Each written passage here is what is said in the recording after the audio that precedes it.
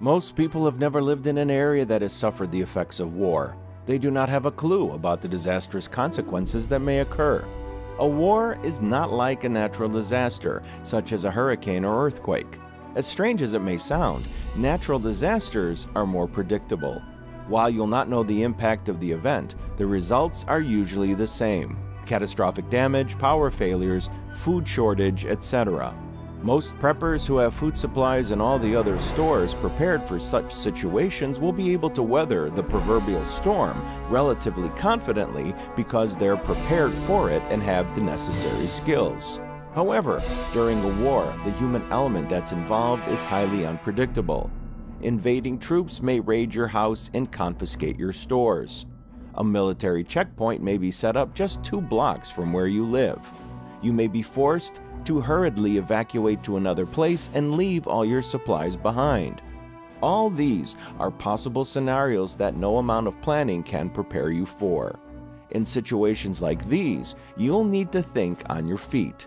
Your best course of action where there's conflict is to pack up all your supplies, stores, etc., and get out of Dodge. You want to travel to a place that's far away from the fighting in action. Do not wait until it's too late. In the event the area you're living in is overrun by enemy forces, here are a few tips to take note of. These go beyond the usual common sense tips of staying safe, situational awareness, etc. These tips will give you an edge in surviving in a war zone. It's the stuff that no one mentions because they probably don't know. Bribery. When done right, this is a very powerful technique that can make your life much easier.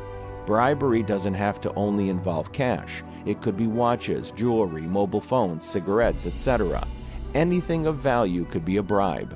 Here's the catch: you must only bribe the right people. For example, if you're getting medicine and supplies that are being rationed strictly, bribing the correct person will allow you to get more of such items. If you're at a checkpoint that you need to go through, bribing the right soldiers might expedite the process. Of course, you need to be very discreet at all times. Do not attempt to bribe disciplined soldiers or you'll end up in deep trouble. Generally, you can ascertain the discipline of the troops by looking at their behavior and turnout. If they look neat and behave in a professional manner, avoid bribing them. If their uniforms are shabby, if they have different types of firearms, and if their behavior is generally loutish, they can be bribed. Don't attract attention. Looks must be deceiving when you're in a war zone. Dress down and avoid wearing military-styled clothing. Wear dull colors and old clothes. You want to look like you're poor and unworthy of attention. Do not use your mobile phones in public or be seen taking photographs or videos. This can be construed as spying. Don't use flash photography. It might be mistaken as the glint of light from a sniper scope at a distance, and you may find people firing at you. Be aware of surveillance. This is a given.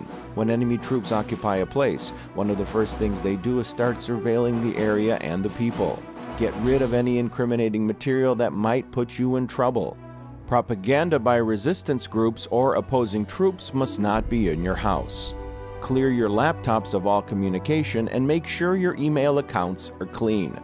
Do not follow a fixed routine. Be unpredictable.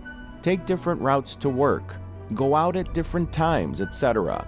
If you think your house is bugged, play loud music before making your call. Avoid using landlines and, if possible, use several disposable SIM cards. If meeting anyone you don't really know too well, do it in a public place. Make sure the contacts in your phone have different names. Do not use real names. Always assume you're being watched and act cautiously. Be ready to flee. Always have a vehicle that's working and ready to go. It should have supplies, be full of gas, and have central locking. If you're renting a car, choose a car that everyone else has, so that you blend in. Sometimes you may find yourself in a situation where you need to escape with your family in the middle of the night. Having a car that's ready to go just might save all your lives. This is just the tip of the iceberg. There are many other war zone tips that you can pick up with good research. What you must know is that this is an event that's unpredictable, dangerous, and will require you to think on your feet because the situation is fluid. Your success at surviving will depend on your ability to be fluid and adapt to the different scenarios with a calm and cool head. Empty your mind, be formless, shapeless, like water. Now you put water in a cup, it becomes the cup. You put water into a bottle, it becomes the bottle. You put it in a teapot, it becomes the teapot. Now water can flow or it can crash. Be water, my friend. Bruce Lee.